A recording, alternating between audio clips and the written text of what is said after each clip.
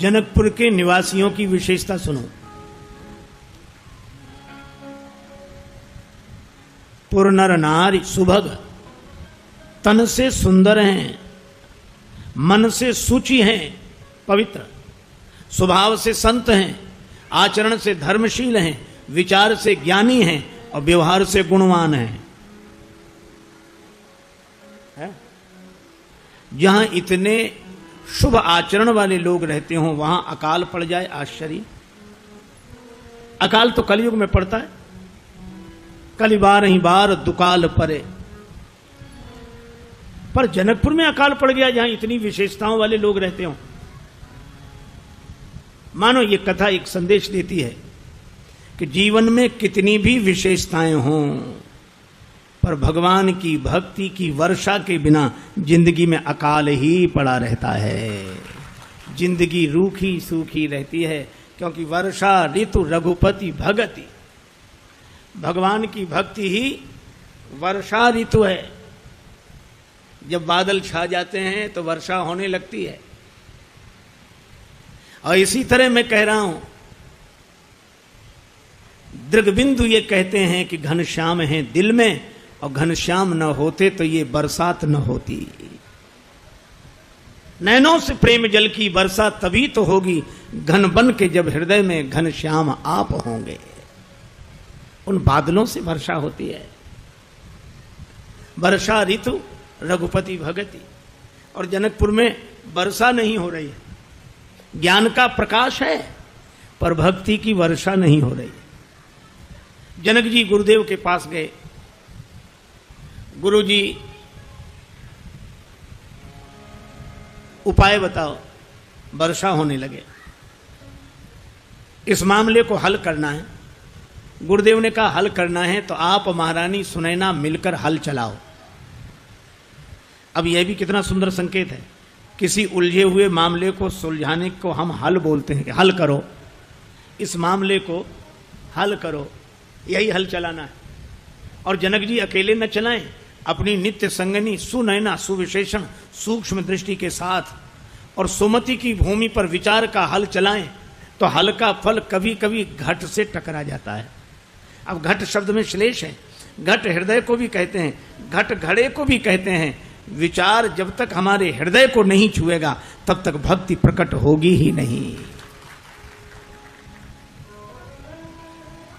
विचारों को लेकर अभी हम लोगों की खोपड़ियां टकराती हैं। उसका नाम है खोपड़ी। खो दिया है इसीलिए तो पड़ी है। हृदय चाहिए।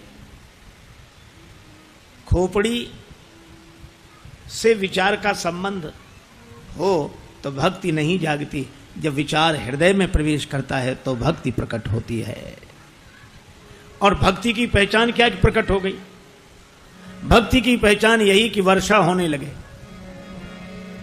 श्री जानकी जी के प्रकट होते ही जय मिथिलेश लली मैया, जय मिथिलेश लली, जय मिथिलेश लली मैया, जय मिथिलेश लली।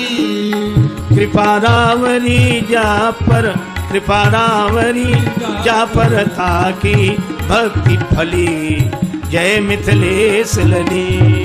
दूर अकाल भयो जब मही से प्रगटी जनक लली, मैया प्रगटी जनक लली। पुरवासी सुख पावे, पुरवासी सुख पावे, गावे गली गली, गावे गली गली, जय मिथिलेश लली। श्री जानकी जी धीरे धीरे बड़ी हुई। अब आंगन में क्रीड़ा करने लगी। आंगन बुहारते समय भगवान शंकर का विशाल धनुष श्री सीता जी ने बाएं हाथ से उठाकर दूसरी जगह रख दिया। अच्छा एक बात बताओ,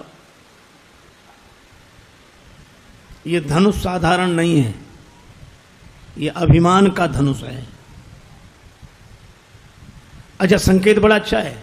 धनुष के दोनों किनारे बंधे रहते हैं रस्सी से, और ये मुनियों के कुल तिलक हैं या नृप कुल का पालन करने वाले। ये दोनों कौन हैं? अब देखो जनक जी पूछ रहे हैं ये कौन हैं, और विश्वामित्र जी मौन हैं। वे जानते हैं कि मैं कौन हूं, ये कौन, वो कौन। ये सारे प्रश्नों के उत्तर तो ज्ञानी जन देते हैं। ज्ञानियों के यहां यह होता है, मैं कौन हूं। लेकिन आज परम ज्ञानी जनक जी पूछ रहे हैं ये कौन है, इसलिए विश्वामित्र जी मौन है। अंत में उत्तर दिया। विश्वामित्र जी ने कहा कि ये आपको कौन लगते हैं? जनक जी ने कहा ब्रह्म जो निगम नेति कही गावा। ब्रह्म जो निगम नेति कही गावा, ये ब्रह्म है। विश्वामित्र जी बोले ब्रह्म तो एक है, ये दो दिख रहे हैं। जनक जी ने कहा कि एक ही ब्रह्म है, उसका स्वरूप एक है, रूप दो हैं।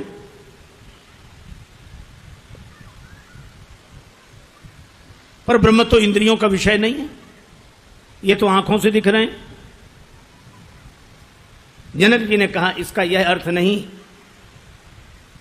कि इंद्रियों का विषय नहीं है, इसका अर्थ यह है कि इंद्रियां ब्रह्म तक नहीं पहुंच सकती, उसे अपना विषय नहीं बना सकती, लेकिन ब्रह्म तो इंद्रियों तक पहुंच सकता है।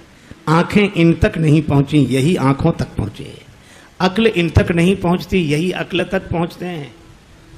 अक्ल उस तक नहीं पहुंची, वही पहुंचा अक्ल तक है। मुझे मुर्शिद के इस तर्जे बयां की याद आती है। ये वही है। अब जहां मिल जाए दो ज्ञानी, वहां सगुण भगवान को बड़ी परेशानी। इसलिए मन मुस्काही। राम जी मन ही मन मुस्कुरा रहे, जनक जी भी ज्ञानी, विश्वामित्र जी भी ज्ञानी, और भगवान मुस्कुराए तो विश्वामित्र जी क्या बोले? मेरे लिए महाराज दशरथ ने इन्हें भेजा यज्ञ रक्षा के लिए। जनक जी ने पूछा तो क्या महाराज आपका यज्ञ पूरा हुआ? विश्वामित्र जी बोले आपके यहां भी यज्ञ है, अनुभव कर लेना महाराज, अनुभव। जनक जी लेकर आए। कहां ठहरा दिया? कहां ठहराया? सुंदर सदन। और ये सुंदर सदन किसका है? सिय निवास सुंदर सदन। तो हमने ये कथाएं सुनी स्वामी राजेश्वरानंद जी महाराज द्वारा। बहुत ही सुंदर तरीके से इन कथाओं का वर्णन उन्होंने किया है। उम्मीद है आपको ये कथाएं बहुत पसंद आई होंगी। अगर आपको ये कथाएं पसंद आई हैं तो चैनल को सब्सक्राइब कीजिए, वीडियो को लाइक और शेयर कीजिए, ताकि इस तरह की प्रेरक और हास्य कथाएं हम आपके लिए लेकर आते रहें। आपका बहुत बहुत धन्यवाद।